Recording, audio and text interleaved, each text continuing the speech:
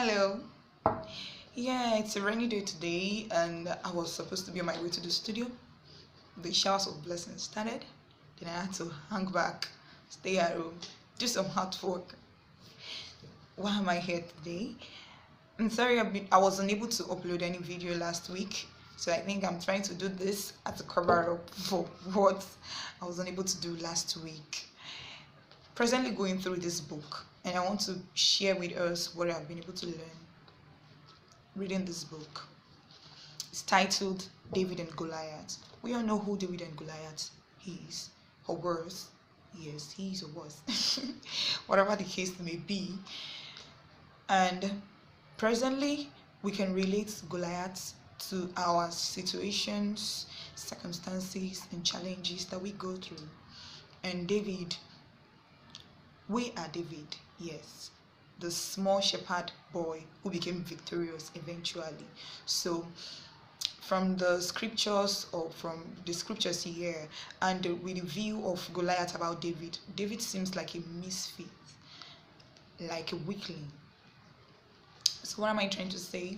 From this book, based from the introduction, the writer wrote the story of David and Goliath, painted the story in a large platform for us to understand what really went down during the time of David and Goliath. He made it elaborate. Yes, talked about the history, the culture, the way they fight war, the way they challenge themselves and all. So it was more clear, on a more clearer platform. And this book stands to address, what we human face, our fears, and how we can overcome those fears by applying the technique of David. So there is always a David in every human being, and there is a Goliath in every human being. But you have to devise the tactics of David to win the Goliath. So what I've been able to learn so far from what I've read from this book is obstacles always have its vulnerability. Our obstacles have their own weakness, but we can't know because they present themselves so huge. And when obstacles roar, it is an excuse for his vulnerability. He knows he is not stronger than you. He's just jealous of you. So it will present itself to be like, that huge person. Just like the devil. The Bible addressed the devil as a toothless dog that goes about seeking for who to devour. The Bible also painted devil to be, he roars about like a lion. He is not a lion, because from the record of Revelation chapter 1 verse 18, it was clearly painted that Jesus Christ took the key of death and of hell. So the only thing that devil is using against us these days is presenting himself to be the huge Goliath, bringing situations and challenges that would make us want to subject to his will, but he doesn't have any power.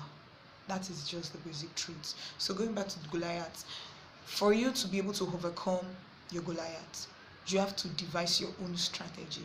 You don't use the same strategy with your opposition. I'll say this again. You don't use the same strategy with your opposition, because your opposition is also a master in that strategy. So for you to overcome that opposition, you have to devise your own strategy. And how do you devise your own strategy? You have to sit down and observe. I think that was what David did. David saw Goliath as the huge man, but he wasn't scared. Rather, he was angry. Like, how can this just uncircumcised Philistine be roaring at the children of God? So you just look at the situation cheaply the way David did.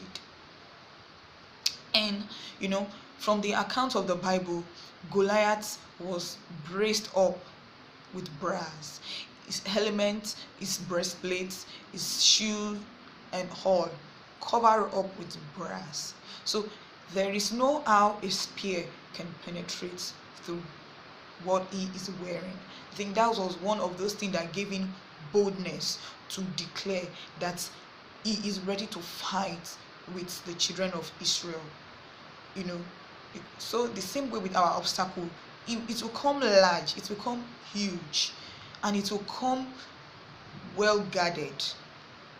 But one thing we need to look out for is, where is the weakness of this challenge? So David observed the Goliath and found his weakness to be on his forehead. Goliath was well covered up, but his forehead was open. And David didn't go with the same weapon as Goliath. David went with just a stick, a staff, and his strings with stones. You see? So David didn't go with the same plan. Goliath was hoping to see someone that would come with sword, with spear, with shield, with helmet, with this and that. But he was so disappointed when he saw David. So he was still dwelling in the disappointment when David launched his attack. So same thing with our challenge. If we see this challenge, don't use the same strategy the challenge is using on you. You have to sit down, observe the strategy, and devise your own means. Through that, you'll be able to locate the weakness and hit the challenge on that particular weakness, and that is how you tend to overcome. So from the few pages I've been able to read, I've figured out that I am not meant to be using the same strategy as my challenge. All I can do is to sit down, observe, and look for the weakness of my challenge and launch out my own device through that means. I've been able to understand that you don't define strength by physical terms. Strength, most like in our culture and mostly all over the world, people rate physique with strength, but strength is not in the physical realm. Strength comes from inside. So build your strength from inside, and that is why challenges will come huge, because he knows he's weak. So he feels if it presents itself to be huge and massive, you'll be afraid. But when you build your own strength from the inside, you'll be able to overcome those challenges. And one may ask, how can I build my inner strength? How can I build the strength from the inside? Looking into the account of David, David went back to his cupboard, thought of the testimonies God gave him, how God delivered him from the mouth of the lion and the bear. And that was what he used in laying his own strategy. So no matter how ugly or awful a situation looks like, no matter how bad you look like, no matter how bad it presents itself to be, look at yourself. There was a point in time in life that you were able to overcome a particular situation that seems bad as that. So lay hold on your past testimony, on how you became victorious in a particular situation, and keep emphasizing on those things. For David, those were his testimony, and that was how he built his confidence and his weapon, which he used in destroying Goliath. Been able to learn one thing from what I just said. I promised to do a video this weekend, and I promise you it's going to be an awesome one. Enjoy your day. Have a blessed week. Bye.